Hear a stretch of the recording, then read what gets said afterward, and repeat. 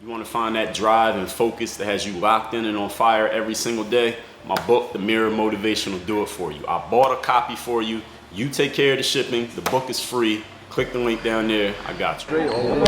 Stay all day. Not a better show than the one where you learn the discipline to show up day after day to do the work, the confidence to put yourself out there boldly and authentically, and the mental toughness to continue showing up, doing the work, putting yourself out there, even when the success you've expected to achieve is yet to be achieved. And oh yeah, we're going to give you even more.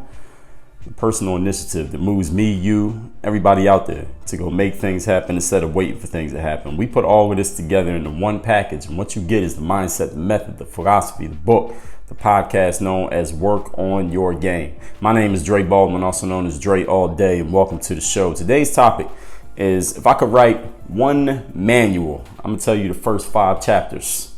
What would be the first 5 most important things that I thought of that would go in a manual, a life manual that I would give to a younger version of myself or a new version of myself, or the person doesn't even have to be me, to anyone. If I just wanted them to follow some things that I've learned, some really important lessons that I wish I learned a day before I learned them, or a year or a decade before I had learned them. That's what I'm going to tell you here today. At least the first 5 that I thought of. I mean, I could think of probably 1,000 if I had enough time. I'm going to tell you 5 and explain why each of them is what they are. I was listening to Tai Lopez. Some of you may know who he is, a really well-known online guy, but I heard him talking about this, that if you could write, he was posing the question, if you could write one manual, what would you put in that manual? What would you leave in a book about life? If you had one day left in your life and you just had to write that manual quickly for whomever was going to pick it up and read it, what would you write down for someone to follow? Today, I'm going to share with you what I would leave in my manual for anybody who wants to follow my philosophy of living life starting from absolutely zero. So these are the first 5 chapters, 5 things that I think would be the most important for someone to reach their highest possible level of success. We know that definition of success is having a specific outcome and being active in going after it, or outcomes plural, and being active in going after those outcomes. You want to be as successful as you could possibly be. You follow these 5 principles that I will share in my manual. I think you'll get there. So make sure you are taking notes, writing these down, and go inside the game group in the categories of audios that we have in the game group and refer yourself to full episodes where I've talked about each of these principles in even fuller detail. But these are the 5 most important that I thought of. Number 1, and the topic again is, if I was writing one manual, what are the first 5 things I would tell somebody? Number 1, be aggressive. This is a really big one, and I think it will separate you from a whole lot of people.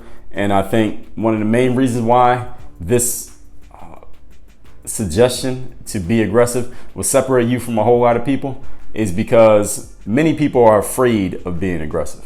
See, if you were to take something that most people are afraid of and you're able to flip it in such a way that you don't fear it and you can utilize that, you'll separate yourself from the majority of people just by that alone. Just by that mental alchemy alone, you'll separate yourself from a whole lot of other people, because you don't have to fight the same battles that they're fighting. You're playing a completely different game from what everybody else is playing. Just a couple days ago, we talked about curing yourself of the fear of losing. A lot of people are afraid of losing things, ideas, energies. People are afraid to lose. So if you're not afraid of losing things, you automatically are playing a different game from everybody else, and you already put yourself way above, on a pedestal above a whole bunch of other people, because you don't have the same problem that they have. You don't have to fight through the same thing that they have. It's like you got the wind at your back and they had a wind at their faces. The game is rigged in your favor. A lot of people are afraid of being aggressive. Why? Because they put these negative connotations to even the definition of the word aggressive. What does the word aggressive mean to you? Anyone who thinks being aggressive is bad advice, or advice that you couldn't possibly follow because maybe you feel like you're not that type of person, let me ask you, how do you define the word? Because if you think you can't be aggressive, it's probably because your definition of the word is giving you, your definition of the word is putting you in a frame of mind that says you can't do it. So let's get clear on what the definition is. I'll tell you my definition. That's the one we're going to go off of today. Being aggressive means knowing what you want and actively going after it. Directly and actively going after it, meaning this is the thing that I want, and you're going straight to it and taking actions directed at getting that thing. That's what it means to be aggressive.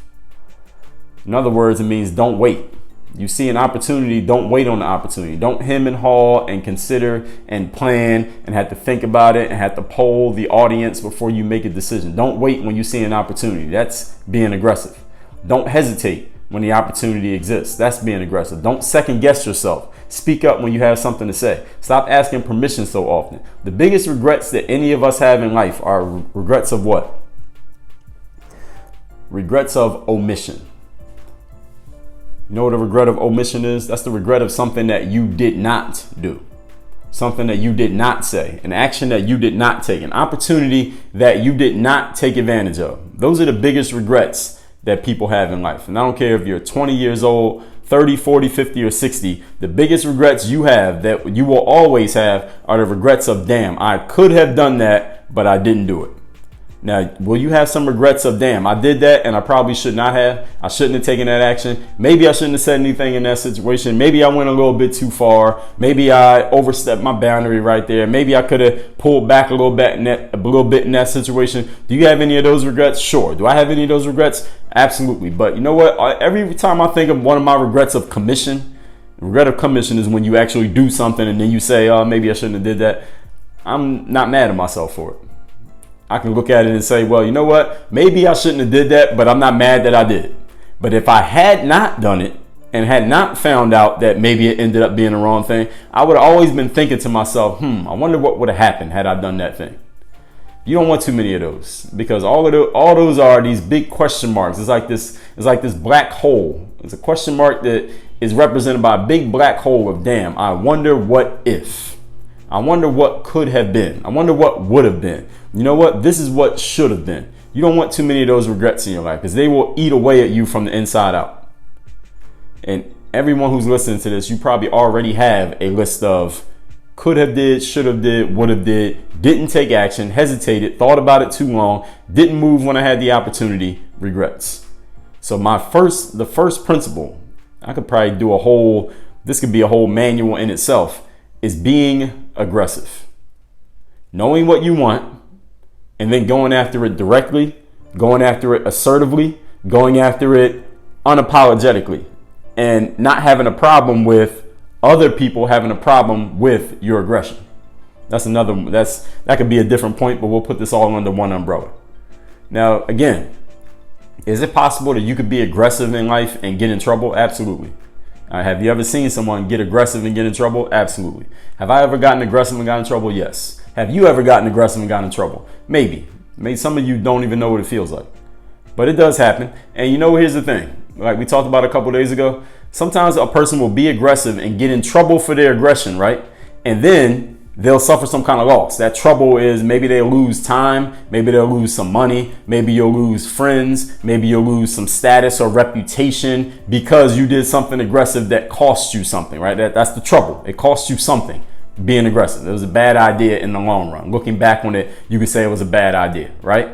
And because you fear making that mistake again, you fear losing again, therefore you stop being aggressive.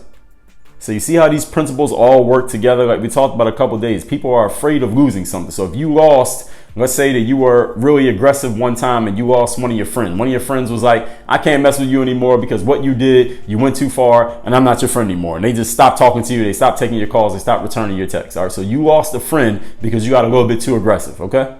Now, because that happened and because you don't want to lose any more friends, you're afraid of being aggressive again. Not because you're afraid of the act of aggression. You're afraid of the loss that could possibly result from it. Therefore, you blunt your aggression. Therefore, you stop being aggressive. You start hesitating. You're waiting. You're second guessing yourself. You don't speak up. You're asking permission before you do anything. And then you start to develop all these regrets of omissions. So you see how this starts a chain of failure because your fear of loss.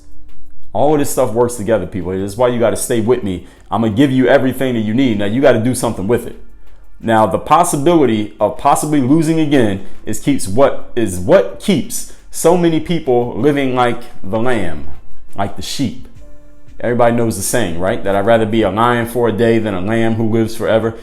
Everybody agrees with this saying, but I look around the world I'm just me personally. All right? I live in Miami, Florida. I walk around outside all the time. I see people. I don't know most of the people that I cross when I'm just out in the street with random strangers, but even people that I know, people who I follow online, people whose stuff that I read, people whose stuff that I watch, I'm looking around. I see a whole lot of sheep personally.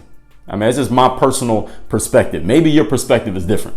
But when I look around the world and I read my DMs and I read my emails and I read comments and app replies and people who I know and just having conversations with individuals and just seeing the way that people move, the energy that they carry themselves with, the decisions that they make, the decisions that they don't make, I see way more sheep than I see lions.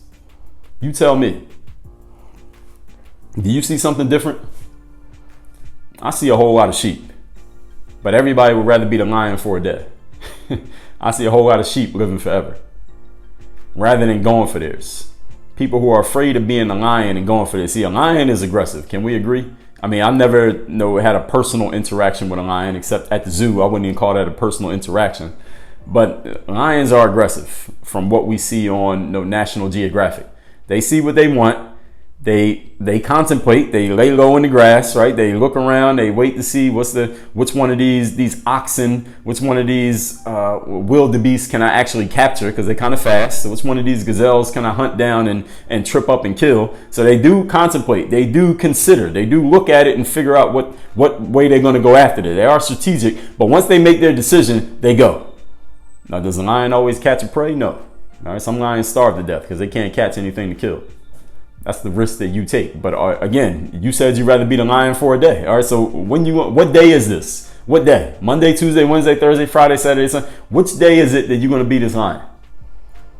We still on point number 1 here of the topic is if I was to write one manual, the first point would be aggressive. This could be a whole episode in itself. For every one time, ladies and gentlemen, that aggression gets you in trouble, it creates 10 wins and opportunities. And I don't even mind. You know what? Me giving you this point right here, that last sentence that I just gave you, this could change the lives of 75% of the people who just heard me say it. But I'm not worried about it and you will become competition to me in some area of life. Maybe you're not going to have a podcast. Maybe you're not going to write a book, but in some area of life, you'll become competition, not because we're doing the same thing, we're in the same industry or trying to sell to the same customers, but because if you're aggressive as well, then now I'm going to have to figure out a way around you. I'm going to have to figure out some strategy to beat you if we ever end up going head to head in something, whether that be in a sport, in business, something like that. I'm saying on a grander scale, on a higher level. But I'm not worried about giving this information out here and just telling you this straight up because most of you are not going to take it anyway. Most of you are too afraid of utilizing aggression for this point to even matter to you, even though, this is the crazy part. I haven't said anything so far in today's episode that you disagree with. You agree with everything I've said so far, yet you're still not going to utilize it. Not because it doesn't make sense, not because you don't logically understand it, but because your fear is in your way. Your fear of being aggressive is stopping you from actually utilizing it. And that's just the way it's going to be until that changes. I just told you a couple of days ago, I just gave you 30 minutes on how to get over it. So what you going to do? And I just gave you another 15 today. Point number 2. Today's topic is if I was writing a manual, what are the first 5 chapters, five most important things that I thought of? These may not be the most important if I had more time to think about it, but if I just thought I had one day and they said you got to write a manual in one day, what are the 5 things you would tell people? First thing is be aggressive. Second one, move fast or don't move at all. I'm explaining this one. Now, this one goes hand in hand with being aggressive, right? In other words, this is what I mean when I say that. When you decide to take action, act with urgency and energy and boldness. And when you decide to not take action, rest 100%. In other words, meditate. Take some time to actually do nothing and relax your mind. Allow your subconscious to give you some thoughts that it couldn't get to you when you're thinking. Be present. Wherever you're at, be there. All right, if you're writing, write. If you're spending time with somebody, spend time with that person. If you're checking email, check email. Whatever you're doing, be 100% present in that moment. All right, don't be doing 10 things in your mind while you're in one place. If you're going to be somewhere, be there. That's what I mean by if you're not moving, don't move. And when you're creating, do it deeply. In other words, give people something that they can't get from everywhere else. Give people something that's other than just what's on the surface, because that things that are on the surface, we skim them, we don't remember them. We may enjoy them in a moment, we don't remember them. It doesn't make any impact. So when you are doing something, do it all the way, and when you're not doing anything, don't do anything all the way. All right, at the same time. That's what I mean by move fast or don't move at all. One way or the other. Here's where you don't want to be. Just to give you for those of you who maybe you don't quite understand what I've said so far, you should understand it. But if you don't, let me tell you where you don't want to be. I'm going to explain where you are right now. All right. You don't want to be the person who's in the middle.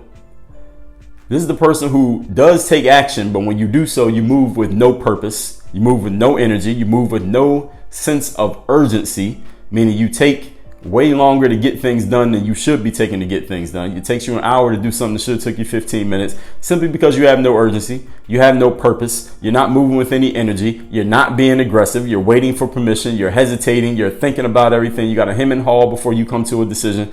A lot of people spend their whole lives doing this. And on the other end, you're the person who, even when you relax, you can't relax all the way. And the reason why many of us are not able to relax 100% is because when we're taking action, we don't empty our tanks. See, it's hard to get good sleep at night if you still have a whole bunch of energy that you didn't use during the day. It's hard to enjoy a meal if you're not hungry. And you're not hungry because you ain't doing anything. You're not using any energy. Your body doesn't need any more fuel because you haven't used the fuel that you had before. See, it all works together. There's a reason why we all need to spend some time awake and we need to spend some time asleep. The reason why we wake up is so we can utilize energy. So then we go to sleep, we can rest 100%. It's hard to sleep on a day when you didn't do anything. I don't know if any of you have that same experience. I have that experience. I would guess that I'm a little bit more physically active than most people, being that I'm an athlete, being that I get average of 10,000 or so steps a day according to my Apple Watch metrics. But at the same time, I think this applies to a whole lot of people, because I know it's definitely happened to me on a day when, if, let's say I take a day off and don't work out and I don't maybe go outside and walk a whole lot. It's hard for me to sleep that night because I didn't use my energy. The energy is in me like, all right, what are we going to do? And I don't have anything else left to do. I'm like, all right, I realize that even on the day, if I don't work out, I still need to utilize this energy, because otherwise my body's like, wait, the program's not working. You're off the program right now. A lot of people don't empty their clip, so to speak. You don't use all the gas that's in your tank, or you don't know how to come to a complete stop. You don't know how to slow yourself down. You know how to keep moving, but you don't know how to stop. But the thing is, with human beings, we all got to be able to stop at one point. I believe it was Thomas Edison who it was either Thomas Edison or it might have been Benjamin Franklin. I don't remember which one it was, but once the light bulb, the incandescent light bulb, was mastered by Edison, we were able to use light, which meant we could actually do things at night, because now we could light up the room even though it was dark outside and the sun was down. He made the prediction that one day that lights would light up entire cities, entire streets, entire homes, that people could turn lights on, that even when the sun was not naturally creating light, we could create our own light artificially. And he was right. That 100% happened. But here's what he also predicted in that same statement, that at some point, human beings would no longer need to sleep. Because at that time, the prevailing wisdom was the only reason people slept is because the sun went down. It was so dark, you couldn't do anything. There were no lights. So you had to go to sleep. But once we had lights, now we could just stay up 24 hours a day. We could just be super productive like computers, like robots, because we have these lights that allow us to see and do things at all times. We don't have to go to sleep anymore when the sun goes down. Now, he was wrong about that. And here's the thing about human nature. There's a reason why, even though we all have lights, and I can keep the lights on in my house 100 all day, 100% of the day, there's a reason why we turn them off and go to sleep. Because the way we are designed as human beings is that we need to empty the tank, refill it by sleeping. Empty the tank, refill it by sleeping. Many of us fail at both. We fail at emptying the tank and we fail at refilling it. You don't want to be that person. Most people live in that middle. I would say 90% of people live in the middle. They have no urgency when they do take action, and they can't rest fully when they do rest, because they're failing at both. And when you fail at resting, you're going to fail at action. When you fail at action, you're going to fail at resting. Don't be this person. So when you move fast, but when you move fast, or don't move at all. Point number 3. Today's topic is, if I was writing a manual, the 5 most important points I would give to you. Number 3, invest in yourself. Now, there are 5 forms of investment: time, money, attention, energy, focus. But when I say invest in yourself, the 2 most important ones that I'm going to give you is time and money. And what I'm talking specifically about when I say invest in yourself, you need to invest into your education outside of school.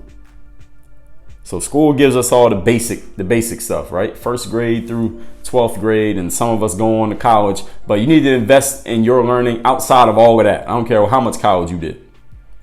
Online courses, seminars, conferences, books, mastermind groups, coaching, all of those are investments of time and or money. And the reason why I give you this suggestion is these are the things that leaders are doing. People who you know as leaders, if you know any, people who advance quickly in what they're doing, people who are qualified to be teachers in what they do, people who are able to sell their knowledge and experience to others. This is what they invest in. They invest in learning more. They invest in learning faster. They invest in understanding better so that they can go and disseminate what they've learned, what they know, what they've experienced to other people. So they can, and that's their business. That is their life's business, is to take what they know, what they've experienced, disseminate it to other people, not because they have information that you don't, or they kind of do, but the reason they have access to it is because they have a mindset of investing in themselves. When's the last time you made an investment in yourself? And what investments are you making in yourself that your competition is not making in themselves? That's a good question there. If you're in school, okay, everybody's in school. You're in college and you're paying for it, all right? Everybody's in college and they're all paying for it somehow, somewhere. Whether they're paying now, they're going to pay later. Somebody's paying for it. What are you doing that they're not doing? If you don't have an answer to that question, you got a problem. You can fix that problem, but understand that it is a problem. And problems only exist because they have solutions, but you need to fix it. What are you doing that your competition is not doing? I was watching this. I was on Twitter and I saw this tweet. I believe it was ESPN had posted it, that Kobe Bryant, he has this facility now called the Mamba Sports Academy. I guess we call it a business and a facility where athletes of a lot of different sports, specifically basketball, one of them, come to his facility, and Kobe's doing some training. He has some people working with him and players can train. So there was this video I saw just last week from when I'm recording this of Kobe I guess he hosted like a combine type of workout series over a couple days with several NBA players. And there was a list of NBA players who were there. I saw Kyrie Irving there. Paul George was there. Kawhi Leonard was there. Kyle Kuzma, Isaiah Thomas, a bunch of NBA players were at this place working out with Kobe Bryant. And of course, they made footage and made content about it. And they're showing all these players working out and doing their thing. And of course, the fans were excited to see this and all of that. And I thought a little bit differently. I thought to myself, if I was a player in the league and Kobe called me for that, I might not go. Not because I don't like Kobe, not because I don't think I can learn anything from Kobe, but I'm looking at the list of all the other guys that are going to be there, and I'm like, well, shit, I'm trying to beat these guys. I don't want to be working out at the same time that they're working out. I don't want to do the same drills that they're doing. I don't want to be getting the same instruction and the same knowledge that they're getting. How am I going to get an edge on them if we're all getting the exact same information? I don't want that. If I want to work with Kobe Bryant, well, here's what I would do. I would say, Kobe, you're about to invite Paul George and Kawhi and Isaiah Thomas and Kyrie Irving to this workout. And he would say, yeah. I would say, Kobe, how about this? How about I pay you 25% more than all those other guys are going to pay put together, and you don't train any of them but only me? I'm going to make Kobe an offer that he can't refuse. Maybe that wouldn't be an offer he couldn't refuse. Maybe I had to offer him a little bit more money. But I'll try to cut Kobe a deal to, look, don't give them any of your knowledge. Just give it all to me. All right, and I'll pay you extra for it. Why? Because I want the edge. I want to make an investment in myself that the other guys aren't making. All right, that's what's going to separate me from everybody else. I don't want to work out with everybody unless they all on the same team. If we all on the same team, I'll do it. But we're not all on the same team. No, I want to do something that they ain't doing, because that's how I'm gonna beat them. Tim Grover said in his book Relentless, I don't know if he meant this 100% or if it was a tongue-in-cheek thing, but he said Michael Jordan once said to him, and Tim Grover, by the way, was Michael Jordan's trainer during Michael Jordan's career, and we know Jordan was great. He said that once Michael Jordan said to Tim, look, I don't pay you to train me. I pay you to not train anybody else. And this is the exact mindset that I'm explaining to you in the point I just made about Kobe and training all these NBA players. They're all grouped up, buddy training with each other. Listen, I want to train with the guy that I'm trying to beat. I don't care what he's doing, whatever he's doing. If he wants to broadcast what he's doing, good. Because I want to see what he's doing. I'm going to make sure I'm doing more than that so I can beat him when we meet. But I want to invest in myself in a way that everybody else is not investing. How are you doing that? in your life and your work and your business and your sport? Can you answer that question? Anybody who's great at what they do, I don't care what it is, athlete, entrepreneur, a school teacher, a podcaster, anyone who's great at what they do, they make time and money investments into their expertise. 100%. Guaranteed. Athletes who are great, they pay a trainer. You see athletes working out with their trainers online, or them trainers ain't free. They pay. Authors, they invest. No, Robert Greene, my favorite author, he says every time he writes a book, and any of you read a Robert Greene book, you know that his books are thoroughly researched and they're very deep. Robert Greene said he reads 100 books minimum for every book that he writes. He reads 100 books as research before he starts writing his book. That's an investment. You know how much time it takes to read that many books? And he's taking notes on them. He's putting little note cards so he remembers what points he's going to refer to. That's an investment. And research, making sure your information is right before you put it out. Businesses, or business people rather, they invest in being in mastermind groups and in continuing educations. There are some industries where people are required to obtain a certain number of continuing education credits for the year in order to stay at that work, in order to keep getting paid, in order to get a raise, in order to possibly be promoted to the next position. You must acquire a certain number of continuing education credits, which basically means what are you learning after you got out of school? Some of you may be in those industries in which you need those. Business people invest in these things and continuing to learn and getting around other people who know stuff and creating a spirit of harmony with their minds and putting everything together and everyone coming up with some new ideas for their own businesses because they're all working together. We call this a mastermind group. Are you a member of one? Have you ever formed or created one? Do you know anyone who would be qualified to be in one with you? If you could just sit and talk every week for an hour with any person that you know, do you know anybody who fits that description?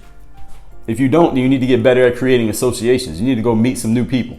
And you need to stop spending your time with the old people. You're making bad investments. If you don't know anyone who fits that description, you need to make some better investments. All right, that's your mistake. Don't blame them. It's your fault because you're hanging with them. Nobody made you do it, right?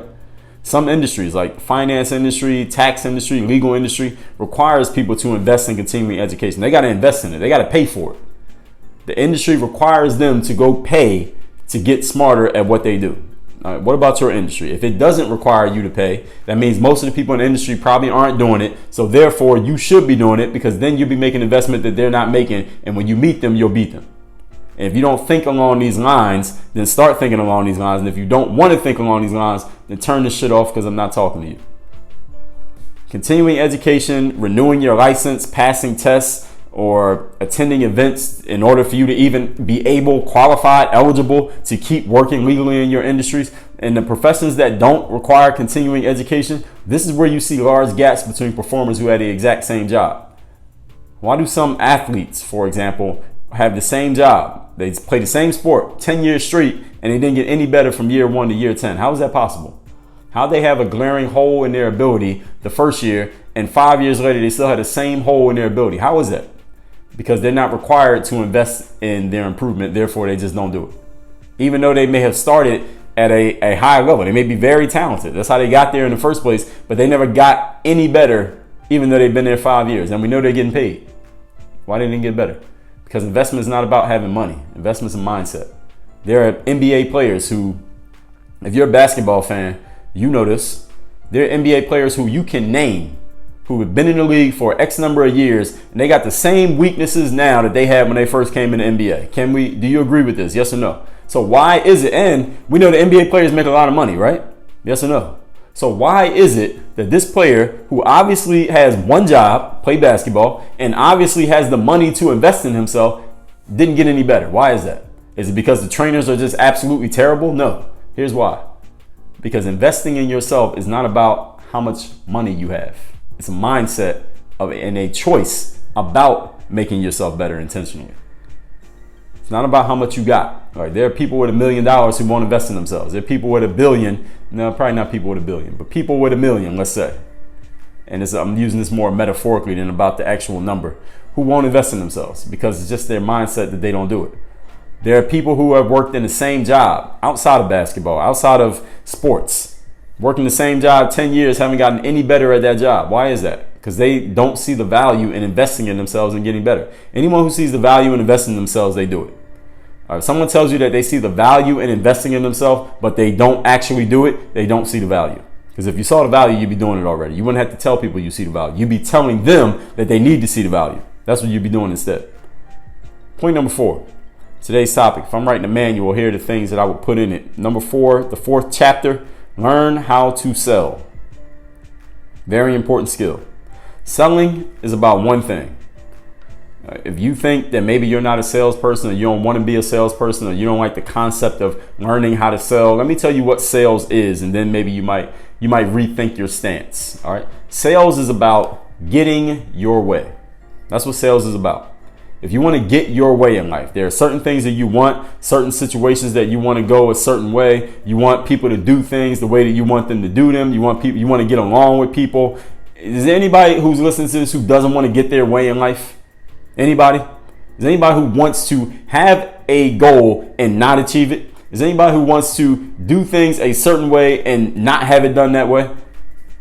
Every one of us wants to get our way in life. Now, some people are more forceful about it than others. Some people are more aggressive. We talked about in point number 1 than others, but we all want it. Learning how to sell will help you win friends and influence people. All right. Winning friends and influencing people is sales. All right. So that Dale Carnegie book that you read, all right, that's a sales book. You may think is a relationship book, or is a building rapport book, or is a friendship book. No, winning friends and influencing people is sales. Winning is a sale. Influence is sales. If you can influence somebody, you can sell things to them. True or not true? Finding a partner in life, business partner, intimate partner, sales. Starting a business, making sure that business continues to run, has some revenue, some cash flow, sales. Negotiating things, sales. Getting yourself out of a situation that you don't want to be in, sales. Because life doesn't always go the way that we expect, right? So you got to be able to sell your way out of somewhere that you don't want to be. Selling is a skill, ladies and gentlemen. Meaning, here's the good thing about sales. For those of you who think you're not good at it, think you're not natural at sales, think you've never been successful at winning friends and influencing people, selling is a skill. Here's the good thing about something being a skill and not a talent, not a resource, but a skill, is that it can be learned. How do you learn how to sell? Go back to the previous point. Invest in yourself. Point number 5. Today's topic. If I'm writing a manual, here are the first 5 chapters that I would give you. If I only could write 5 chapters, I'll give you these 5. You'll be good if you follow them. If you follow them. Point number 5. Find your power zone and produce more in that power zone, within that zone, than anyone else that you've ever heard of. This is where you can make yourself stand out. All right, notice how all these points kind of work together in a chain. This 5th point, figuring out where you can separate yourself from everybody else out there. Let's talk about, go back to basketball. Let's talk LeBron James. Now, LeBron is, in my opinion, still, as of this recording, still the best player in basketball, because no one has definitively taken the crown from him, in my opinion.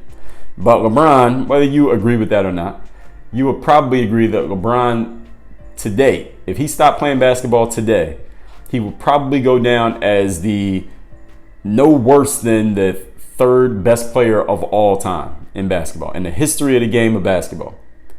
Why is that? Is it because he has all the championships? No, because he's lost many times in the finals. He's won a couple times, but he's lost a whole lot of times in the finals to players who I believe he's better than, but they maybe just had a better team. He doesn't have all those championships. He's lost many times, but LeBron's key power zone. This is the thing that I think makes him in my opinion, the 2nd greatest player of all time. What puts him there is his durability and his consistency.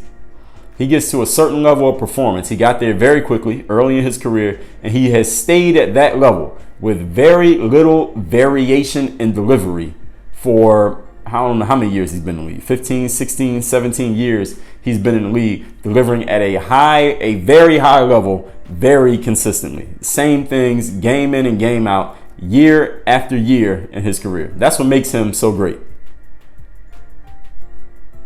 There are others with more championships. There are others with better records in the finals. There are others with maybe their peak years. They maybe scored more points or had better stats and this and that, but none of them have done it as consistently as he has, for as long as he has, as frequently as he has. That's his power zone. Now, does he have other abilities that you could point out that will make him great? Of course. But what's the one thing that separates him from everybody else? This is it. This is the thing that he does better than everybody else. He did it better than he's done it. Michael Jordan was great, but LeBron James has been great for longer than Michael Jordan was great. Bill Russell was good, and he won a whole lot of championships. LeBron James has been better for way longer than Bill Russell. Any player you can name, you can say that same sentence. This player did this, but LeBron James has been just as good or better for way longer than that person was. That sentence applies to any player who's ever played basketball you want to compare to LeBron James. That is the thing that separates him from everybody else. That's his power zone. He sustained that level for a long damn time, and as of this recording, he's still doing it. And let's see how far he takes it. But if he stopped right now, that sentence would still apply against any player you can name. Bill Russell, another great basketball player. He had the NBA's NBA Finals MVP award named after him because he won so many damn championships. 11 championship rings. Can you imagine that? 11 times in your career in a sport in which most people last 20, unless the luckiest people play 20 years. Bill Russell won 11 championships. 11 times his company was the best company in the whole industry. 11 times. Could you imagine your company being that? And you being the main reason for it so good, they named the MVP award after you. That's what Bill Russell did. And one thing Bill Russell once said is that early on in his career, he decided that he would win as many games as possible. That's what he decided his thing was going to be. And I just told you he has 11 championship rings. And if you didn't know, no player in the history of basketball has as many championship rings as Bill Russell as a player. Bill Russell. That was his power zone. This point, we're on his 5th point, which is finding your power zone and produce more in that zone than anybody else. I told you how LeBron did it. I told you how Bill Russell did it. How Donald Trump do it before he got into politics. He put his name on everything. Every building, every project, he put his name on it, put his face on it, and he branded it that way. And before he got into politics, he was looked up to by damn near everybody as a business mogul, as a branding pioneer, as a person who dominated. When it came to real estate, he was the first name you thought of. I can't name another real estate person besides him. When I think real estate, he's the name that comes to mind, or at least it did before he got into politics. Now his name is going to be associated with that too, but that was his thing. He decided to brand himself in that space. Back around 2008, there was this rapper by the name of Lil Wayne. Many of you know who he is. Around that time, this guy started putting out so much music, whether it was official quote unquote music released by a record label or unofficial through mixtapes and stuff he was putting out online. Lil Wayne's voice and face and his music was everywhere. This guy was just all over the place, putting out song after song after freestyle, and he was doing guest verses and putting out his albums and mixtapes and all these things he was doing, and he was doing it more than anybody else. And he rose to the top of the rap genre in that time period simply because he realized what his power zone was. I can make rap after rap after rap, and nobody can make more raps than me, on top of the fact that they were actually good. And that's what put him on top in that time frame, if you remember it. You couldn't not hear Lil Wayne at that time. Now I'm giving you all these examples: LeBron, Bill Russell, Donald Trump, Lil Wayne. What can you produce in massive quantities that nobody else can produce, or at least nobody else can produce at your level? Whatever it is, do it. This will separate you from everybody else. When I was putting videos on YouTube as a basketball player from the mid 2000s for a good 10-year period, I wasn't the best video editor. I was probably not the best basketball player in the world, and I didn't have the best quality HD footage at first, at least. I didn't have the best camera equipment or any of that. What made it stand out? It's the fact that I could produce it in massive quantities. I could create more content than anybody else. Nobody was going to out-create me. Now, you might be a better player than me, subjectively rather. You may have a longer resume than me off the YouTube screen. You may have better editing skills than me. You may have better camera footage than me, but nobody could outproduce me. Nobody could outpublish me. And if you notice, what number episode we on today? All right, I took that same principle and applied it to what I do now. The question is not what I did, or Wayne, or Trump, or LeBron, or Bill Russell, is what are you going to do? What can you produce at a level and more consistently and more voluminously than anyone else? Whatever it is, do it, because it will make you stand out and people won't be able to not see you as you do it. So let's recap today's topic, which is, if I wrote one manual, what would be the first 5 chapters? I heard Ty Lopez talking about this. I'll credit him with planting the seed in my mind, and you can thank me, and I'll thank him through me. First 5 chapters. Number 1, be aggressive. Don't wait. Don't hesitate. Don't second guess yourself. Speak up. Ask permission less often. Many people have a whole lot of regrets of omission in life, of things that they didn't do because they're afraid of getting in trouble. They're afraid of the loss that they would suffer from getting in trouble through being too aggressive. Is it possible you would suffer a loss? Absolutely. But is that fear of loss keeping you from being aggressive? Probably is. Most people say they want to be that lion for a day rather than a lamb that lives forever. But I see a whole bunch of lambs, a whole bunch of sheep afraid of going for theirs. For every one time aggression gets you in trouble, it creates 10 wins and opportunities. Point number 2, move fast or don't move at all. In other words, when you are moving, act with urgency, energy, and boldness. And when you are resting, do it all the way. Be present, meditate, create deeply.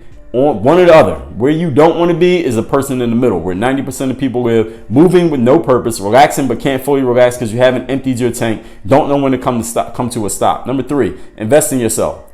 Specifically, I'm talking time and money. In your education outside of school, online courses, seminars, conferences, books, masterminds, groups, coaching. These are the things that leaders do. People who are advancing and people who can share their knowledge in exchange for money. These are what the leaders do. They invest in themselves. Anyone who is great at what they do, they make investments into their expertise. Athletes pay trainers. Authors do reading and research. Business people get into mastermind groups and continuing education. Some industries force you to invest in yourself, and some professions don't force you. And this is why you see a whole bunch of people in certain industries be in the industry for a long time and not get any better simply because they never invested in themselves. Point number 4, learn how to sell. Selling is about getting your way in life. Anyone who doesn't want to get their way in life, exactly, we all do. So if you want to win friends and influence people, find a business partner, start and continue your business, negotiate your way out of a situation you don't want to be in, you must learn how to sell. The good thing is selling is a skill. It can be taught. It can be learned. Number 5, find your power zone and produce more of it than anyone else. LeBron James, Bill Russell, Donald Trump, Lil Wayne, all of these people found their power zone, the thing that they could do well and do it more than anyone else. And they did it so often that we came to associate them with that thing to the point that you could not unsee that individual. You cannot unhear their name. What is that going to be for you? I suggest that you get the Mirror of Motivation. This is a book that I'm giving you free. The Self-Guide to Self-Discipline. I could charge $50 for this book. I'm giving it to you free. Physical copy, worldwide shipping. All you got to do is go to mirrorofmotivation.com and claim your free book while supplies last. Again, that's the Mirror of Motivation, the Self-Guide to Self-Discipline. Go to mirrorofmotivation.com. The link is below in the show notes. Work on your game. Dre all day.